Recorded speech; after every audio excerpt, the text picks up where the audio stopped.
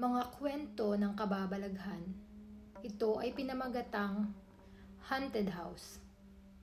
Lahat tayo ay may kanya-kanyang kwento ng kababalaghan na tumatak na sa ating isipan at mahirap nang kalimutan.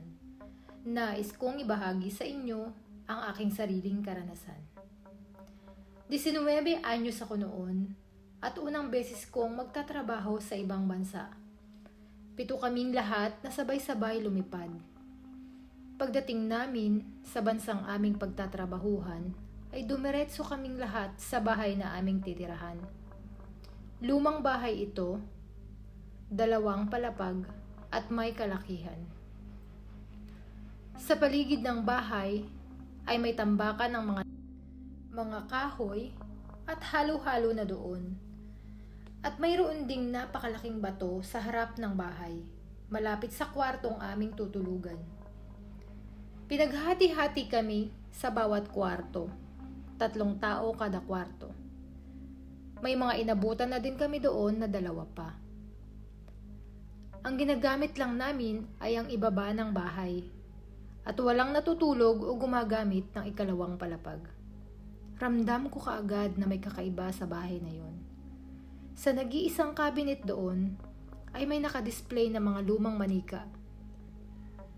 Madaming manika, may maliit, may malaki. Maayos naman ang mga unang araw namin doon at nang sumunod na linggo ay may mga dumating na naman nakatrabaho na makakasama namin sa bahay. At inukupan nila ang isang bakanting kwarto sa baba. Sa tuwa ko ay pumasok ako sa kwarto nila para makipagkilala. At nang nasabi ko, ay ang luwang naman ang kwarto na ibinigay sa inyo.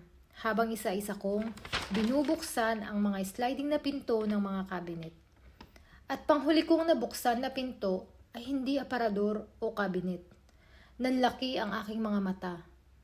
Isa na namang kwarto, sabi sa akin ng mga inabutan namin doon. Bakit mo binuksan yan? Sa naiinis na tono. Pasensya na ang sabi ko. Akala ko kasi ay aparador. Ngunit huli na ang lahat, tumambad sa aming harapan ang isang madilim na kwarto.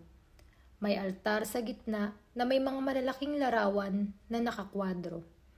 Larawan ng 2 matanda at sa gitna ay may mga garapon. Napapalibutan ang mga ito ng pulang ilaw. At maaaninag mong para bang nakikipagtitigan sa iyo ang mga nasa larawan. Dali-dali kong isinara ang pinto habang humihingi ng pasensya. Lumipas ang mga araw at kahit natatakot ako sa bahay na yun ay pinilit kong kayanin. Nagpapasama na lamang ako sa tuwing gagamit ako ng banyo. Isang gabi, araw iyon ng pahinga. Napagkasunduan namin na mag-inom at kumain sa sala ng bahay. Ang saya at napakaingay namin. Kwentuhan, tawanan, nang walang ano-ano ay lumabas ang isang kasama namin na natutulog sa kwartong pinasok ko. Umiiyak siya at nilapitan kami. Lahat kami nabigla dahil humahagulgol na siya. Bakit? Anong nangyari sa'yo? Ang aming tanong. Ang sagot niya, galit na galit ang matanda sa ulunan ko at sabihin ko daw sa inyo na magsitulog na kayo. Parang awa nyo na, matulog na kayo. Yun lang ang nabanggit niya. Lahat kami ay natulala sa kanya at sa halong takot at awa ay sinunod namin siya. Nagsitulog na kami ng gabing yun. Nakalipas ang mahigit 1 buwan mula nang kami ay dumating. Nagtapat ng problema ang isa naming kasama. Buntis daw siya. Bago pa siya lumipad, ay may nangyari sa kanila ng asawa niya. Ayaw niyang umuwi ng Pilipinas dahil nangihinayang sa pagkakataong makapagtrabaho. Nagpasya siyang ipalaglag ang bata. Paglipas ng ilang linggo, ay may nagpadala sa kanya ng gamot pampalaglag. Hindi ko alam kung saan iyon nanggaling. Ininom niya ang mga ito at ang iba ay ipinasok niya sa puwerta niya. Ngunit kahit anong gawin ay hindi siya dinudugo. Sinusuntok niya ang kanyang tiyan at minsan ay nagpapatapak pa siya sa tiyan sa mga kasama namin. Kasama namin siya sa kwarto, kaya naman nakikita ko ang lahat ng ginagawa niya. Nang gabi na yon, tulog na ang lahat. Maski ako ay inaantok na din. Nagdasal muna ako bago matulog na gabi-gabi ko namang ginagawa mula pagkabata. At palagi akong may hawak na rosaryo sa aking pagtulog. Patulog na sana ako nang madinig ko ang damba ng kabayo. At ang tunog nito na para bang galit na galit.